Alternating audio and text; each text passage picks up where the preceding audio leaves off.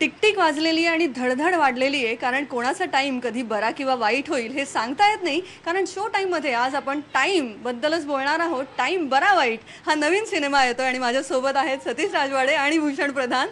Satish, time बरा वाईट जे काय असेल, पण आपला सगळ्यांचा टाइम नक्की चांगला आलेला आहे आणि तुझा तर फारच उत्तम आहे असं म्हणता येईल. कारण का यावर्षी मी दिग्दर्शनासोबतच आता ह्या चित्रपटात अभिनेता म्हणून येतो आहे. खरं तर मला स्वतःलाच खात्री नव्हती की मी हा चित्रपट करीन की नाही, पण राहुल भाटणकर जे आमचे दिग्दर्शक आहेत त्याचा बिलीफ इतका स्ट्रॉंग होता की त्यांनी माझा पाठलाग सोडला नाही आणि मला कन्व्हिन्स केलं त्यांनी की मी हा भाई राजा हा जो एक कॅरेक्टर आहे तो प्ले करीन, जो लीड निगेटिव्ह कॅरेक्टर आहे ह्या सिनेमात. त्यामुळे खरंच खूप मजा आली, खूप धमाल आहे आणि भूषणबरोबर काम करायला पण खूप मजा आली. भूषण, सतीश राजवाडे खलनायकाच्या रूपात, तू नायकाच्या रूपात, म्हणजे ह्या अशा रोल्समध्ये तुम्ही समोरासमोर पहिल्यांदाच येत असाल कदाचित. हा, सो ट्रू. खरं तर निलिमा, मी सांगेन की वाट बघत होतो मी कधी काम करायला मिळतं, आणि जेव्हा मी म्हणतो ॲक्टर्स ॲज अन काम करायला मिळतं, as an to work with him as he being a director, तर जेव्हा मला कळलं की सतीशजी असणार आहेत या फिल्ममध्ये, आय वॉज व्हेरी हॅपी. आणि त्यातून नंतर कळलं की okay, he is going to act this time. Definitely we know him as an actor, की याआधी त्यांचे काही एक सिनेमे पाहिलेत, त्यांचा अभिनय पण पाहिला आहे, पण in such a full fledged and that too such a different role की एव्हरीवन वुड बी सरप्राईज. म्हणजे आम्ही स्वतः अवाक होतो बघताना की भाई राजा या अशा रूपात कधी पाहिलंच नव्हतं आणि इमॅजिनही केलं नव्हतं. अँड दॅट सतीशला या रूपात कधी नक्कीच नाही. म्हणजे खरं सांगू, आत्ताही पोस्टर्स आणि आउट होत आहेत एक आणि बऱ्याच वेळेला बरेच जण म्हणतात हा हे कोण, बरोबर कोण आहे, सतीश राजवाडे सांगितल्यावर दे आर सरप्राईज की व्हॉट आर यू शुअर. कारण डेफिनेटली ॲक्टर म्हणून ठीक आहे की okay, he is acting in such a different role, आणि पोस्टर्सवरती जे दिसतंय ते if you see it in videos, I mean that is even more surprising.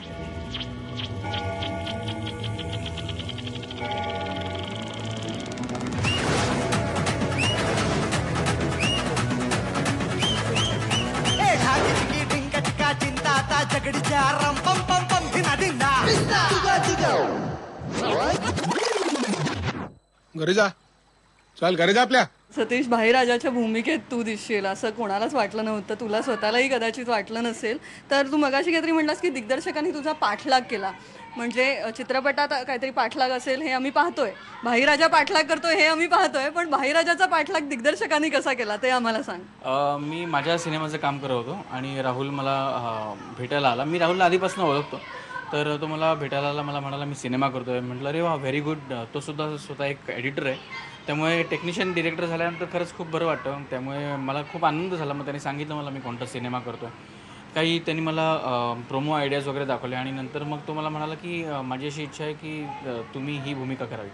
म्हटलं अरे नाही बाबा, ती खूप महत्त्वाची भूमिका आहे, तुझ्याकडे खूप चांगला हिरो ऑलरेडी आहे, तू एक नावाजलेला आघाडीचा एखादा विलन घेतला तर तो चित्रपटाला सुद्धा खूप फायदा होईल, असं म्हणून मी त्याला नावाजलेला दिग्दर्शक घेतला. हां, म्हणजे काय त्याला सुचलं माहिती नाही, मी ॲक्च्युली त्याला हकलवलं त्या दिवशी की नाही, मला नाही करायचं आहे. 3 दिवसानंतर मी जेव्हा परत पोहोचलो माझ्या कामात, तो तिथेच होता. तर sir please try to believe me, मला खरंच तुम्हीच हवा. मग एका टेक्निशियनचं एवढा बिलीव्ह बघितल्यानंतर मग मला सुद्धा असं वाटलं की चलो व्हाय नॉट. आणि once an actor you always want to act, आणि खरंच खूप चांगली स्टोरी आहे, को स्टार्स खूप चांगले आहेत, आणि राहुलचा बिलीफ, तो स्वतः एक एडिटर असल्यामुळे त्याच्या स्टोरी टेलिंगवरचा कंट्रोल ह्याची एक थोडीफार आयडिया होती मला. त्यामुळे मला असं वाटलं की why not give it a try. आणि राहुलच्या विजनप्रमाणे सगळंच खूप मस्त जुळून आलं. म्हणजे तुम्ही भूषणला जर या चित्रपटात बघाल तर खरोखर अँग्री यंग मॅनच्या भूमिकेत तो दिसतो आणि इतका डॅशिंग वाटतो आहे. खरंच मराठी सिनेमाला अशा काहीतरी एका ट्विस्टची अत्यंत गरज होती. आयटम बरोबर फिरतो म्हणून हिरो झाला काय तू? पॉइंट नंबर 1, अरे बिंदा सोडव कोणला पण, रोड आपल्या बापाचा हाय. पॉइंट नंबर 2, तू जो डिसिजन घेतेस ना तो तुझ्या आयुष्यातला सगळ्यात मोठा डिसिजन. पॉइंट नंबर 3, मी कुठलं पोलीस आला आणि कुठल्या पोपटाला घाबरत नाही. त्या पोपटला फोन लाव रे. हा भाई. बटन कुठे भाई? सनस्क्रीन आहे. हा, टच स्क्रीन आहे भाई. ट्रेलर जेव्हा पाहिलं आम्ही, काहीतरी एक मनोरंजक, काहीतरी थ्रिलिंग, पण तरी काहीतरी गंमत आणणारा असं काहीतरी पाहायला मिळणार आहे असं वाटतंय. तर हा सिनेमा आणि तुझ्याकडे कसा आला आणि तू तो स्वीकारलास कसं काय? Rahul, even I new Rahul before, कारण माझी आधी एक फिल्म राहुलनी एडिट केली होती आणि तेव्हा आमची भेट झाली होती आणि त्यानंतर फोन आला आणि लाईक मी एक फिल्म करतो, मला भेटायचं आहे. म्हटलं चालेल. भेटल्यानंतर स्टोरी ऐकली and I seriously liked it. त्यातून मला एक आवडलं की something really different for me. मला काहीतरी करण्यासाठी खरंच खूप वेगळं होतं की बऱ्याच वेळेला चॉकलेट हिरो किंवा रोमॅन्टिक किंवा अशाही फिल्म्स बऱ्याच येत होत्या, पण त्यांनी जो विश्वास दाखवला की ओके नाही, मला तुम्हाला ॲक्शन सिक्वेन्सेस आहेत त्यासाठी पाहिजे, एक रफ अँड टफ लुक आहे आणि you would be apt for that. ही नक्कीच एक वेगळी ऑफर होती ना. सिरियसली खूप जास्त. आणि तो कोणीतरी विश्वास दाखवणं खूप गरजेचं होतं असं मी म्हणेन आणि तो दाखवल्यामुळे I was like very eager. आणि एकंदरीत as you rightly said, suspense आहे, थ्रिलर आहे, प्लस रोमॅन्सही आहे. इट स्टार्ट्स विथ रोमॅन्स आणि अ वंडरफुल स्टोरी जो हलकासा एक खूप छान थॉटही देतो एंडला, व्हेरी अननोईंगली. सो आणि एक कुठेतरी तेलुगू चित्रपटाचा एक प्रभाव आम्हाला जाणवतोय, तर तसंही काही आहे का? नीरम नावाची एक फिल्म आहे जी सुपरहिट फिल्म आहे तिकडची, ती राहुलनी उचलली आहे आणि त्याच्यावरचा हा रिमेक आहे, ऑफिशियल रिमेक आहे. म्हणजे VRG फिल्म्सनी त्याचे ऑफिशियल राईट्स घेतले आमच्या प्रोड्युसर्सनी आणि म्हणून त्याचं साऊंड किंवा त्याचं बॅकग्राऊंड आणि त्याचं टेकिंग स्टाईल, तो स्पीड सगळा तसा आहे. त्यामुळे आपण जनरली ट्रेंड बघतो आहे की हिंदीमध्ये सुद्धा साऊथ फिल्म्सचे रिमेक होत आहेत, मराठीमध्ये सुद्धा आता अशा छान छान सिनेमाचे रिमेक्स होतात. ह्याच्या आधीसुद्धा साऊथच्या फिल्मचे रिमेक्स झालेले आपल्याला माहिती आहेत, पण अशा पद्धतीचा एक थ्रिलर, एक इतका स्लीक, फास्ट पेस्ड, त्याच्यात रोमॅन्स आहे, थोडंसं ह्युमर आहे, अशा पद्धतीचा एक सिनेमा मराठीत पण येतो आहे, ह्याचा खरंच खूप आनंद आहे. सतीश, तू खरं तर थ्रिलर प्रेमी आहेस आणि मराठी सिनेमांमधली स्टाईल आणि तेलुगू सिनेमांची ही स्टाईल जशी खूप वेगळी आहे खरं तर.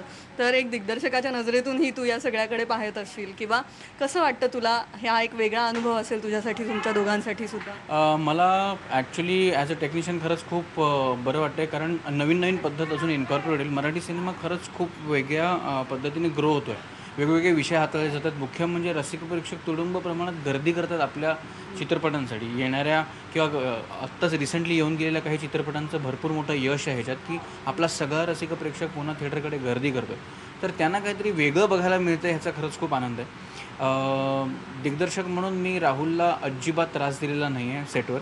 तो जे सांगेल ते करत राहिलेलो आहे. म्हणजे त्यांनी कधीही मला एखाद्या ओपिनियनसाठी सुद्धा विचारलं तरी मी त्याला सांगितलं की अजिबात नाही, it is your brainchild, I am going to just do what you want me to do. जे त्यांनी सांगितलं तसं गुड बॉयसारखं काम केलेलं आहे. आणि जे तुला अभिनेत्यांकडून अदरवाईज एक्सपेक्ट असतं तसं तू सेटवर वागलेला आहेस. मी I would like to add here की he has set an example for us all. म्हणजे की आम्ही काम करत असताना की एका ॲक्टरनी कसं वागावं ना ते बघा. त्याचं रिझन ही डिरेक्टर स्वतः असल्यामुळे त्यांच्या एक अपेक्षा असणार की ॲक्टरनी कसं असावं, हे ते कसं असावं हे अनुभवातून आलेलंही ते definitely. And he has been that idol, you know, literally. त्यातून मलाही असं वाटलं होतं की ओके, ही ॲक्टिंग म्हटल्यानंतर आपल्याला मदत खूप मिळेल की ॲज अ डिरेक्टर म्हणून सुद्धा काही एक गोष्टी ही विल सजेस्ट आणि सांगतील. मी काही एक सीनसाठी विचारायचो, but he is to be like की नाही, राहुलचं काय, कारण की मी व्हिज्युअलाइज कदाचित वेगळ्या वेनी करेन, त्याचं व्हिज्युअल वेगळं असेल, तर he would be the right person. आणि not only to me, nowhere कुठे. म्हणजे आयडियली असं होतं की एखादा दिग्दर्शक जेव्हा काम करतं त्याचं थोडंफार काही इंटरफिअरन्स असेल किंवा काही सजेशन्स असतील तर कुठेही नाही. Rather every moment I saw हिम की इनिशियल फेज म्हणजे फिल्म करायच्या आधीसुद्धा जेव्हा मी भेटलो तर right from the look he was like, मी दाढी कशी ठेवू राहुल, ही अशी ठेवू दाढी का, आपण क्लीन शेव ठेवू आणि मिशी बघ, हा लुक, मी केस, इतका सगळा विचार. And it was a learning process before I started shooting.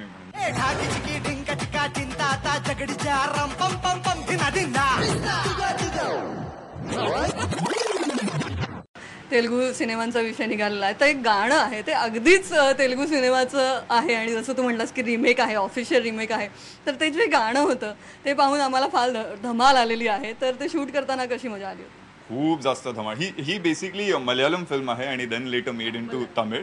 आणि त्यातलं हे एक खूप हिट सॉन्ग आहे, पिस्ता सॉन्ग, ज्यात सुद्धा ॲक्च्युली इट इज एकदम धमाल मस्तीवालं सॉन्ग आहे, जे कोरिओग्राफ बेसिकली केलेलं नाही, सगळे मजा करतात. आणि त्याचं रिमेक, त्याचं ॲज सतीश आता राईटली सेड की राईट्स घेऊन त्याचं म्युझिकचं सुद्धा रिमेक केलेलं आहे. आणि गाणं इतकं फास्ट आहे जे मी ऐकलं, मला आधी राहुलने सांगितलं होतं नाही याच्यात मजा करायची, आपण आपला गणपती डान्स वगैरे असं. मी म्हटलं ठीक आहे ग्रेट करू. ते सुद्धा एवढं माझं खूप असं कन्व्हिन्स नव्हतं. मी म्हटलं ठीक आहे डान्स आणि भूषण प्रधान यांचं एक वेगळंच नातं आहे. रिक्वेस्ट ऍक्शन मी अजिबात घाबरलो नाही. म्हटलं ठीक आहे ऍक्शन नाहीयेच, होईल, काही प्रॉब्लेम नाहीये. डान्स म्हटल्यानंतर मी म्हटलं त्यात नंतर असं आलं की नाही ह्याच्यावरती आपण डान्स करणार आहोत प्रॉपर. मी म्हटलं श्वास घ्यायला या गाण्यात कुठे जागा नाहीये, मी डान्स कसा करणार आहे. But I would say thanks to the choreographer, Raka choreographer म्हणून आहे बॉस्को सीझरचा assistant. He choreograph that song and the way he taught me. एक स्टेप ज्या प्रकारे शिकवलं, माझा कॉन्फिडन्स खरंच वाढला. म्हणजे आता जर कोणी म्हटलं की डान्स करायचा आहे, रादर प्रमोशनसाठी वगैरे म्हणतो आम्ही की कुठेही डान्स करावा लागला, हो no problem, I am ready, असं कॉन्फिडन्स आलेला आहे. खरंच तो रिदम बसला अंगात आणि आता कुठेतरी I would say I can dance definitely.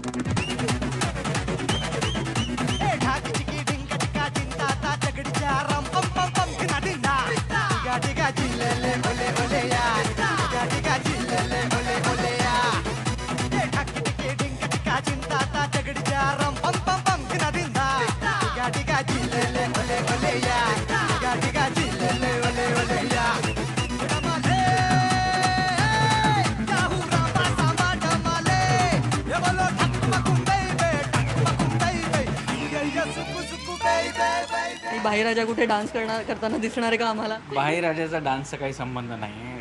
जी माणसं डान्स करत असेल त्यांना जाऊन फक्त छळायचा हा संबंध आहे. नाही नुसतंच तेवढं नाही, पण एक गाणं आहे या तुतिया सॉन्ग जे आम्ही म्हणतोय त्याच गाण्याचं दुसरं व्हर्जन आहे ज्याच्यात अख्खं कास्ट अँड क्रू नाचतंय आणि त्याच्यात if you see him dancing म्हणजे तोंड बंद होईल माहिती आहे आमचं. आय वॉज लिटरली शॉक की अरे काय म्हणजे ही इज मल्टी टॅलेंटेड. आणि हे I am not at all boosting, I seriously want ते दुसरं गाणं खरंच बाहेर यायला पाहिजे. कारण आनंद इंगळे असो, सतीशजी असो, A to Z ह्यांचे आय वॉज स्पीचलेस, माझं तोंडच बंद झालं. म्हणजे आपला नेहमीचा धतिंग डान्स, धतिंग करायला काय वेळच लागत नाही. आणि नेहमी सतीश तू एक उत्तम दिग्दर्शक तर आहेसच, पण अभिनयही तू खूप आधीपासून करतोयस आणि त्याची आवड तुला मनापासून आहे, अत्यंत उत्तम.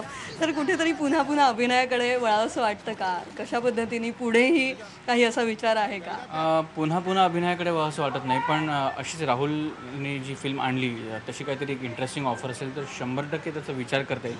एकतर मला राहुलचं कन्व्हिक्शन आवडलं, त्यांनी खूप व्यवस्थित मला कन्व्हिन्स केलं आणि तो गोष्ट सांगताना त्याची गोष्टीवरची पकड जी होती ती मला जाणवली.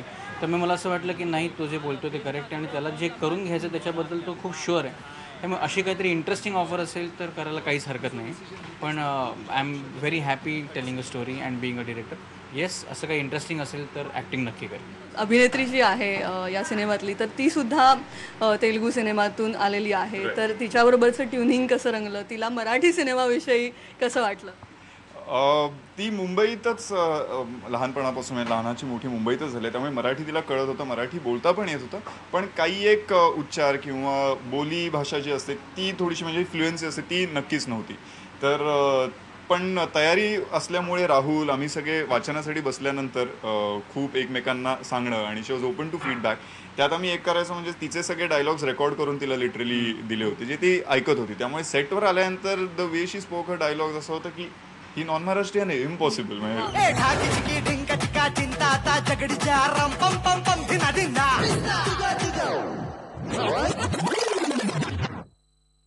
बाकीही कास्ट फार धमाल आहे, जसं आनंद इंगळे आहे, ऋषिकेश जोशी आहे, तर हे सगळ्यांनी सुद्धा ती एक टीम काहीतरी भन्नाट झालेली आहे का? आणि मला असं कळलं की ऋषिकेश जोशीबद्दल एस्पेशली, तो इन्स्पेक्टर आहे आणि तो स्वतःच लॉकअपमध्ये जाऊन बसतो वगैरे, असे किस्से आम्ही ऐकलेले आहेत. तर हे सगळं काय धमाल आहे ती? ॲक्च्युली या ॲक्शन थ्रिलरबरोबर त्या सिनेमात ह्युमर लेवल पण खूप मस्त आहे. त्यामुळे हा ह्युमर आणण्यासाठी आपल्याकडे हे जे दिग्गज आहेत, ऋषिकेश जोशी, आनंद इंगळे, संजय मोने, हे सगळे ह्या सिनेमातला ह्या टेन्शन बरोबर एक रिलीफ करणारा जो फॅक्टर आहे, टेन्शन रिलीफ करणारा फॅक्टर आहे, हा सगळा फॅक्टर ते घेऊन येतात. अविभाज्य अंग आहेत ह्या सिनेमाचे. म्हणजे मला असं म्हणायचं आहे की भूषण आणि निधी ह्या दोघांना सोडलं तर इतर सगळी कास्ट जी आहे ती सगळी कास्ट ह्यांच्या टुवर्ड्स वर्क होते. प्रत्येकाचे पॅरलल रोल्स आहेत ह्या दोघांना धरून. प्रत्येक जण ह्या टाईम बरोबर, म्हणजे माझ्यामुळे जर भूषणचा टाईम चांगला होणार असेल तर भूषणमुळे अजून कोणाचा तरी वाईट होतो, मग त्याचा वाईट झाल्यामुळे अजून तिसऱ्याचा चांगला होतो, तो बिघडतो, तो वाईट होतो, मग माझ्यामुळे अजून एकाचा वाईट होतो. असे सगळ्याचे टाईम कनेक्टेड आहेत जे एका दिवसात होऊन शेवटी ते वर्तुळ संपतं आणि मग तो टाईम बरा का वाईट, कोणाचा टाईम बरा झाला आहे आणि कोणाचा वाईट झाला आहे हे त्या सिनेमाच्या शेवटी अशा प्रकारे जसं कॉमेडीच्या अंगाने जाणारे थ्रिलर हिंदीत अत्यंत उत्तम गाजतात. जसं आपण परेश रावल, अनुपम खेर, ओम पुरी या सगळ्यांचे अत्यंत गाजलेले सिनेमे आपण पाहत आलेलो आहोत. पण मराठीत मात्र खूप अगदी हाताच्या बोटावर मोजण्या इतके असे सिनेमे निघतात. तर अशा वेळी तुला काय वाटतं की मराठीत सुद्धा हे सगळं आलं पाहिजे किंवा हा तुमचा अनुभव कसा होता? मला असं वाटतं की आता मराठी सिनेमा म्हणजे फक्त एक सर्वसामान्य माणसाची गोष्ट सांगणारा किंवा तो फक्त कॉन्टेंट आणि कॉन्टेंट असा असला पाहिजे, चाकोटी बाहेर जाता कामा नये, असं हे दिवस गेलेत. माझ्या मते मराठी सिनेमा खूप एक्सपॅन्ड झाला आहे. कमर्शियल सिनेमा झाला आहे मराठी सिनेमाचा ॲक्च्युली. बदलाला खूप वाव आहे. एक्झॅक्टली. आता प्रेक्षक तुडुंब भरून येतो आहे आणि प्रत्येक सिनेमा हा कम्प्लिटली कमर्शियल पॅकेजकडे वळलाच पाहिजे. नाहीतर मग तो आपण जे म्हणतो की सिनेमा इज अ इंडस्ट्री, आपण ॲज अन इंडस्ट्री जेव्हा बिझनेस करायचा असतो ते आपल्याला प्रत्येक गोष्ट लोकांना केटर करायची असते.